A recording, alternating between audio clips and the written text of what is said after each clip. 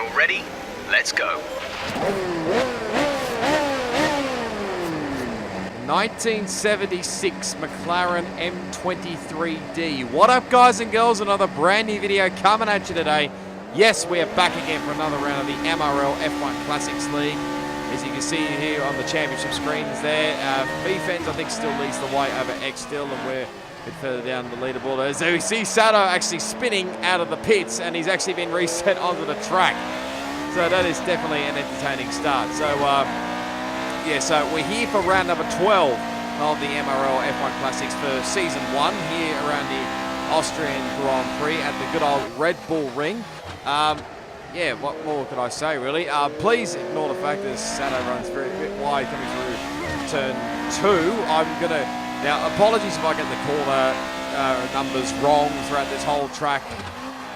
What I've seen like from old maps I've been looking at in the past, I'm just going to go by what the old maps say anyways. We just invalidate our lap time just then, but I think we were actually going to stick on board with this one here for this full hot lap around the Red Bull Ring. So as you see, Neon Tridome setting the cruise for fastest time of qualifying so far. But here we go through turn 1, running out nice and not too much. Don't take too much exit curves, what I'm trying to say here. Can you tell it's been a while since I've done a voiceover on a video? But anyway, going up this long straight here up the hill towards turn 2, what I'm going to call it here. If it's turn 3, I do apologise. But anyway, you'll try not to get on the power too early out of that corner, otherwise you will lose the rear end and you will end up heading towards that wall. But anyway, heading into back downhill again towards turn 3. Get it nice and close into the curb there. Nice exit out of there, out of turn 3, and heading into turn 4. There's a bit of yellow flag action up in front here, so there's been a bit of chaos already by the looks of things. Now flying through here into turn 5, nice and tight into the curb. Probably don't want to take too much curb through there because, like I said, the curbs in this game, I've mentioned it many times, they are so deadly. The rain is a few laps out yet, but it is coming. Be careful. That was probably the other thing as well, because qualifying, yeah, there's going to be some rain possibly later on in qualifying, so we have to get this lap, the lap times quick and quick, smart. Anyway, so we're going to P4 with a 1:24.4. So, I mean, not really my bestest lap, let's be honest. So, you see I'm really struggling here anyway, but as I always do, while you continue to watch the rest of the qualifying highlights, I will pause now and again for other point of views anyway. But going for the history lesson of the McLaren M23D, so again, a little bit tricky to find, I must say, about this car. There's only a little bit of history I could find about this car. It's pretty similar to, what was it, the McLaren MP41B, I think what we did back in round 8. It was very hard to find a bit of history on this, but basically the whole of the M23 that was designed by Gordon Kopak, I believe his name is, correct me if I'm wrong, with input from John Barnard. The original M23 was introduced in 1973, but this particular car here, of course, was basically in 1976, like I mentioned before at the start of this video anyway. But I think we're gonna pause here for a second here. Got some replays here from DJ from Penske, as always, getting a little bit sideways and having a little bit of contact there, but it looks like it's Mitchie there in that McLaren there. So what's gonna happen here? Gonna have a look here on the inside. No, things better of it. I mean, this is only qualifying, so you don't really need to be doing anything too silly earlier on in qualifying. So now he's going to come down into turn 4 and going for a nice big move, but gets it wrong big time. So this might explain what this yellow flag, this one down here at turn 4 anyway, and he actually takes the extension road to get back out onto the racetrack, but thankfully he does get going again and can go on for another qualifying lap as he runs very wide coming out of turn 1 there, and loses the backhand and into the wall he goes. So it is quite easy to do. Like I said, you don't want to take too much exit curb around there anyway, but you see at the moment it's about 6 minutes to go, getting onto another set of the dry tyres. At the moment, it's Neon Tridone that's leading the way. We're sitting P5, but yeah, like I was saying, other features about this was it had a Ford Cosworth. Sorry. I'll keep you updated as the conditions change. Checks complete. All personnel be aware we have a car leaving. And the rain was imminent, so pretty much I had to get back out pretty quickly. But Ford Cosworth DFV 3-litre V8 engine. If you haven't noticed already, 6-speed manual gearbox, which for this round I am using the gearbox, the shifter. The shifter, that's what I'm trying to think of. The shifter for this round, because it is quite easy to do with the older model cars anyway. So the 6-speed manual gearbox by Hewland, so we can't say I've heard that name before. Car ran with Goodyear tyres. Now, who drove the car? Well, it was driven by James Hunt and Jochen Mass in 1976. From what I could gather, 16 races this car took part in, 6 wins, 10 podiums, 3 fastest laps. James took pretty much all the 6 wins. Unfortunately, Jochen had 0 wins, but podiums-wise, James had 8, Jochen had 2. DNFs-wise, pretty close, 5-4 in favour of James Hunt, and it's also the one disqualification for James Hunt at Great Britain, which I didn't actually have a little bit of time to have a look at, but he did in the end take the Drivers' Championship as well. It was a little bit dramatic and controversial, the whole 1976 season. Again, you'd probably have to look that one up yourselves if you want to understand why anyway, but they finished, I think, second in the Constructors' Championship, or what I could see anyway. But of course, this was the final evolution of the M23 as well. Where, of course, the M23D before they went to the, I think they went straight to the M26 or something in 1977. But you see now the rain has definitely set in at the moment. I did go back out, as you saw there, to try and maybe set another lap time before the rain really came down, but I think I probably maybe left it a little bit too late, or I mucked up a couple of times, but there's a very slow-moving car. It's Chimchar going very slowly. I think that's H-O doing a bit of drifting out of the final couple of corners now, and he's going to be literally drifting around the final corner here to get onto the front straight. Here he comes. Is Chimchar out of fuel? No, my bad. As H-O now slams into the wall, so this is all going on. Obviously, I had retired from the session, and there was not many people left. There goes Chimchar off the road at the final corner, and he slams into the wall. But thankfully, doesn't get any damage from that, so he'll probably continue on and get to the finish line maybe, or what's he going to do here, I wonder. The real interesting one here is going to be what Penske does, because he is known for doing some weird things in this sort of, in MRLs. There's Chimchar just casually crossing the finish line. There goes Penske, doing a little bit of a 360 there by the looks of things, right around the final corner. I just missed it there on his onboard there while I was watching it, but I actually do have his onboard of what actually happened. So what's he done? He just hammers the throttle pretty much, does the full 360 out of the final corner, and gets it all going again. So that was a bit of entertaining, let's just say the least anyway. But as usual, get the usual XP. Nearing 26 or on 26 rewards anyway, but Neon actually gets pole position with Laggy in P3 and HO 4th. Dill is qualified 4th, but actually gets a 5-place grid penalty for I can't remember what, he must have collided with someone. The same goes for Cowboy. He actually gets a 5-place grid penalty as well, as you can see there. So we finish up in P6. Could have gone quicker, yeah, maybe. I mean, it is Classic Cars League, so this round maybe I didn't probably put a lot of practice into this round, but anyway, we'll head on straight over to the race, and as you can see, it is absolutely pouring it down here, so pretty much the strategy is a no stop really on the wet tyres. So let's see how this goes. Here we go, we're all set for round number 12 of MRL. 5 red lights. Let's do it around the Red Bull ring, and let's just say it's very gingerly starting to get off the line, as Poms was getting a lot sideways off the line then, sitting next to me in position 4. Goes up the inside there of Laggy, and he gets the move done.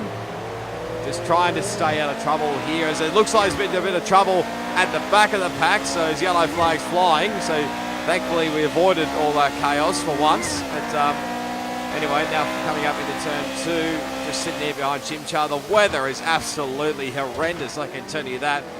There's more yellow flags. We're losing people right, left, and centre. We've got lost iKaiowas, we have lost Michi.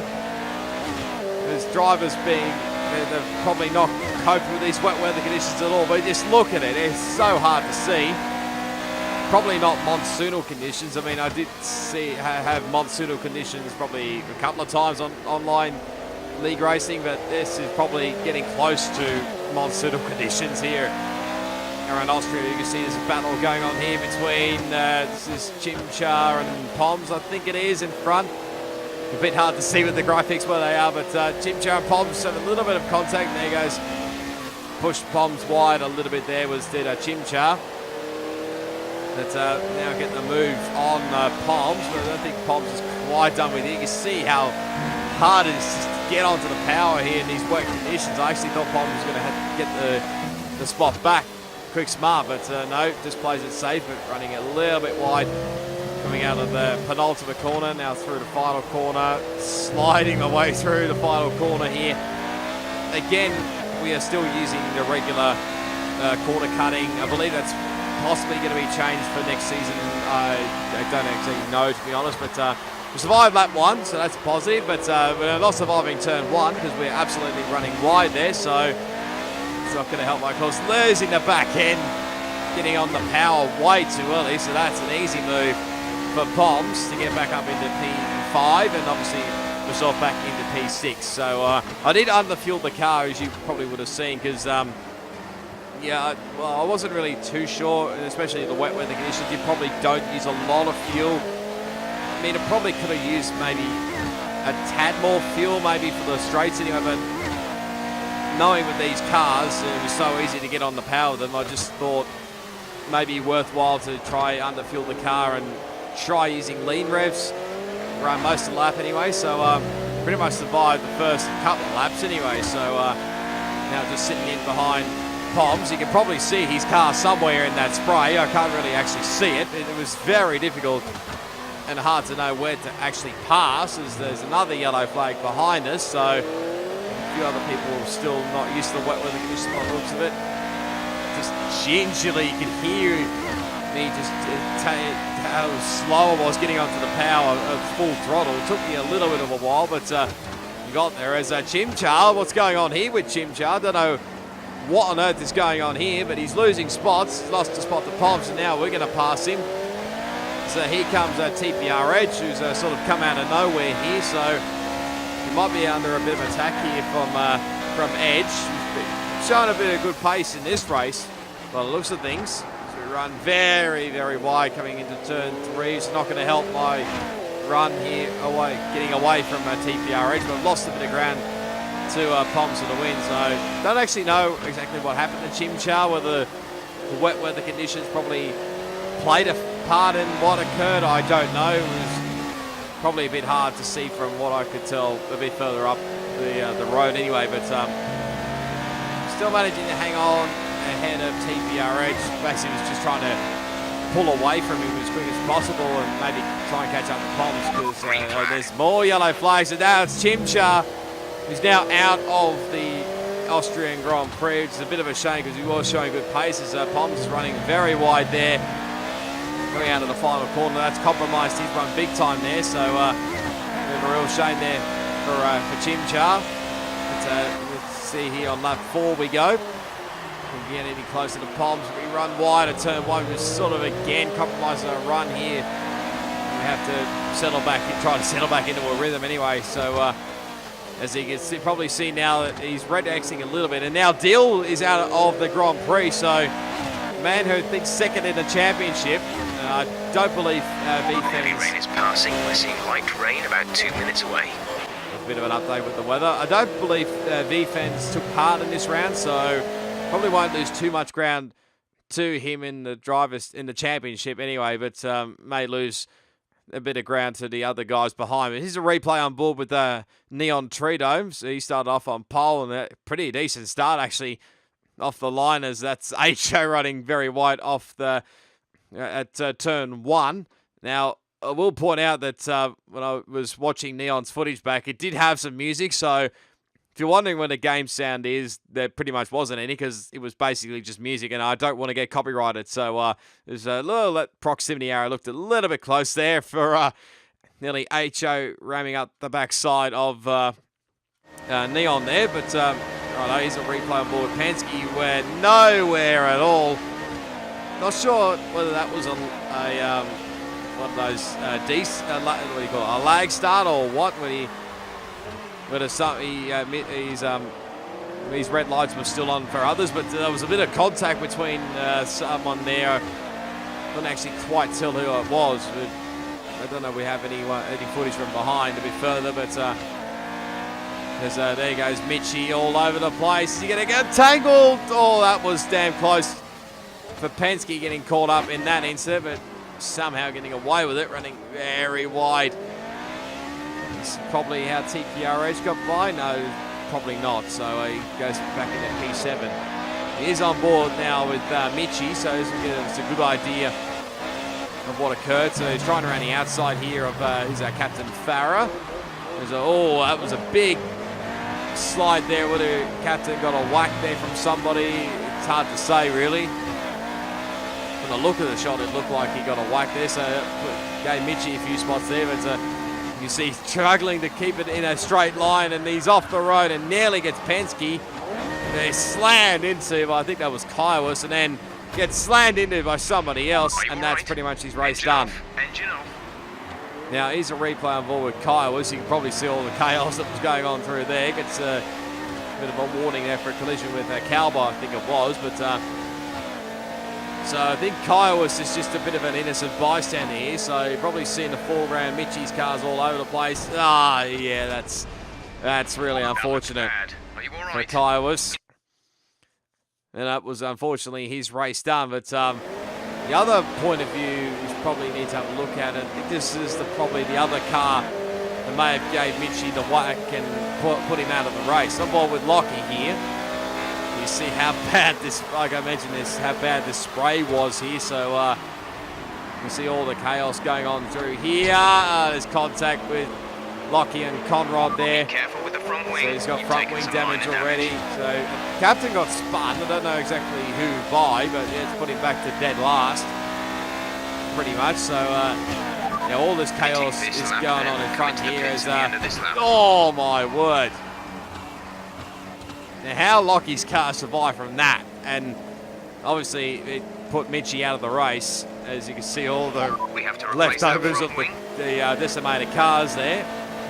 It's a bit of a shame there, as that was the little push between Chimchar and Pomps to the win, but yeah, really unfortunate.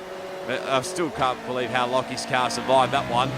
He probably should have been the third one, actually, that lost the front wheel, but this is probably how possibly where TPRH got the move, battling away here with Penske on the end of lap 1. So Edge trying to go around the outside. Penske's a real fighter here, so he'll fight for the position. And manages to hang on for now. He can get a good run here as he runs wide, so that's not going to help his cause. Going to go around the long way here. That's very rare to do, and he is actually going to do it here, even before he gets to turn 1. Very nice move from TPRH, but Penske's going to fight back here. He actually gets a pretty decent run out of turn 1 there. Probably just got enough there. Let's see what he does here going up into turn 2. With all the spray and the heavy rain going on here. Going to look up the inside here. He does. Gives him a little nudge. Oh, it's struggling, like I mentioned, to get on the power, but he's probably lost in momentum there. It's obviously put Edge back up, up into P7, I think this is. But Penske, again, still not giving up without a fight. Probably maybe a difference with the setups, as there he goes up the inside of turn 3. Give me another little nudge there. And now Penske trying to continue on to see if he can go up here in turn 4, but I think Edge has got it. No, he runs very wide. And Penske has to avoid in there, and that's probably what's going to end that battle there, I think. So Edge might have got this well and truly sewn up now. I think he's well and truly now pulled away, and yeah, that's the back end loose there for Penske. As it looked like Edge running a bit wide there. Coming out of the final corner. Oh, Penske getting on the grass. That's not the place to do it. So that might explain that yellow flag. So here comes Cowboy going straight past him. So lost another spot there. So it puts Penske back into P9 and obviously Cowboy up into P8. And can Penske chase Cowboy down? I don't think he can, but this is... We'll probably be able to see what actually happened to Chimchar. There's his car off to the right. So wouldn't be surprised that tyre bundle on that left-hand side there just before Chimchar crashed there probably had something to do with it. There's someone running very wide there. There's probably Cowboy, and I think Penske was doing the exact same thing. As he actually gets a warning, does Penske. So it's a bit up and down the corner cutting rule there, as that was how obviously there's still. And there's big spinner there. That's Cowboy, who's lost the rear end. Obviously, I think getting on the power again too early. So it's given Penske back his position 7. But now he's lost well and truly a lot of ground to TPRH, who's obviously catching both myself and Poms up. Now, I will point out that looks like it's Poms is red Xing for me. And again, there's something to do with my internet.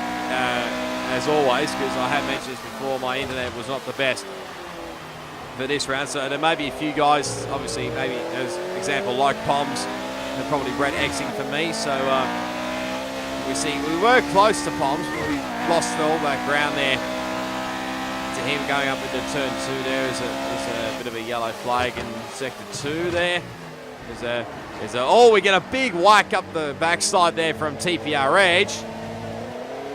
Very cheeky there, I think, from Edge. He gets the move done. Whether he's got front wing damage from that or not, I have no idea. But or whether the wet weather conditions had played a factor in that one, I don't know. But they're going to try and catch back up to him here as he runs a little bit wide into the grass. Literally, you can see the sparks were flying underneath that McLaren as we couldn't quite get the run there, as well as a bit of a lag moment again.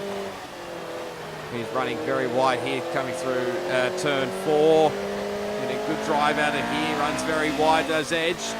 Look up the inside here. Literally going to go side by side here. Through turn 5, we can get on the power. It's not really helping. Did think about keeping on the wet stuff. This is pretty much like, what was it, Max Verstappen in 2016 in Brazil. Nearly worked, but trying around the outside here of Edge. Literally going side by side for the last couple of corners here. Edge just sneaks ahead for the time being. Okay, trying to get on the power, just shifting up as early as I can. There's another yellow flag there and just past turn 2 as we go to the inside here in turn 1. Making sure he doesn't get the run on us, which he still does. So he's up for a fight here. Is TPR Edge. We're just managing to keep him away for now. It's going into the second corner here. There's a little bit of a look here. I'll leave him the space, but running wide. Definitely not helping the cause, but we can get good drive out of here, which we sort of do, and I think we just managed to hang on for now. But Edge is probably going to come back here, although he's not quite close enough on my screen anyway, but there's a little look there as nearly gets slammed up the rear again by Edge. But I think we've just managed to hang on for now. And next up, and we actually lost a heap of ground to a Poms, getting a little bit sideways there going into turn 4. But I think we've now finally cleared TPR Edge. Now we can probably go chase after Poms. 5.5 seconds. You can see the gap, or you can hear the gap, how big the gap is, because it's a fair way, as Neon says, the fastest lap of the race. So it's quite a margin to catch up to the Poms, as Penske running a little bit wide there, has taken out the 50-metre board. Again, like I said, many people are struggling with the wet weather conditions around Austria, although it has eased up a little bit more. That was back on lap 8 for Penske, but Captain Farah's now out of the race. I think he's retired in the pits. I think he was pretty furious. I can't remember exactly what for, but It's lap 10 now. We're trying to chase after Poms to the win. You can see it in the foreground there. Like I mentioned, the rain did ease off a bit more, like they predicted. So, Penske not again. That screeching noise sounds a bit awful when you get close to the tyre barrier there, but gets away with it there. Now, I think he's chasing after Conrod Straight a bit further up the road, but yeah, it's pretty boring for the next few laps, just probably trying to catch up to Poms, and obviously pulling away from Edge. So now we're cutting up to lap 12. We're now really wound that gap back down to the Poms. Can't remember off the top of my head how far it was, but we're really starting to catch up to him now, on maybe getting a little bit more closer to him than I was really expecting here on lap 12. But now we have a little bit of a look here on the inside in turn 2. It's managing to hang on for now. Trying to get on the drive. Okay, not seeing any issues with tyre wear right now. You should have good grip for a while yet. Hopefully so. These are wet, so they should hopefully last the race. But lap 14, trying to see beyond the power. Checking. The car behind has a time penalty. Don't fight him for track position. We don't want an off. Our gap to the car in front is 1.0 seconds. You're gaining by around 6/10 a lap. The time last lap was a 1 minute 35.9. So Poms doesn't have a penalty. I was just checking that. Our gap behind is 4.7 seconds. The time last lap was a 1:35.7. They have a time penalty of 3.0. The gap to the car ahead is 2.1 seconds. It's not like I need an update from the car in front, but anyway, Edge has got a time penalty like you heard then, so that's probably going to help my cause. I don't think I've got a penalty at this stage, but I could be wrong. But we're now on to end of lap 15 here, and really starting to catch up to the rear end of Poms here. Let's see whether we can do anything here. Around in the final corner, no, not really much. He did have a moment, I think, a couple of corners back, so might explain why we started to catch him rapidly again. So we see it not quite close enough here to turn 1. If we get a nice bit of drive out of here, the Poms doesn't have a great exit, which it looks like he's had a pretty good exit actually. So yeah, managing. It was pretty quiet actually. Edge sort of dropped away a bit anyway, so I think we're all starting to spread out a little bit here. Neon's probably well and truly pulled away here. He was pretty much mastering this whole track in this car, so it was just all him at the moment anyway. So it looks like there's a pit stop going on here. We've only got 2 laps. Don't ask me what the hell I was doing there, because I think I just had a loss of concentration there and got myself into the grass there. But there is a car coming out of the pits, and I think you'll find it's actually Laggy person, I think it is, who sort of came in for a last couple of laps pit stop there. As it was a yellow flag there. We did actually get blue flags. It looked like it was a lap car. Couldn't work out which one it was, but we're on the way home now. But this is your final lap of the race. Now it's just a case of how can we catch Poms on this final lap? Can he make a mistake? Maybe so we can grab P4 there, because pretty much Laggy in front is the podium. So I'm still maybe a little bit puzzled as to why Laggy came in so late in the piece, but whether it was for tyres or whether it was for a front wing change, I don't know. But look out the inside here at the turn 2.